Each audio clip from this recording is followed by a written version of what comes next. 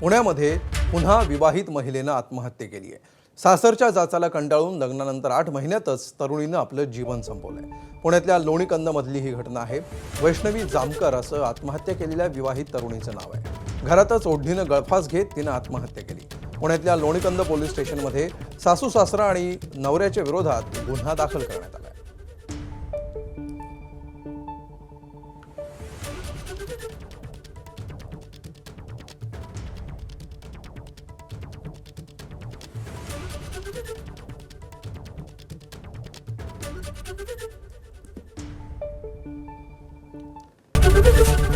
ABP माझा, उघडा डोळे बघा नीट।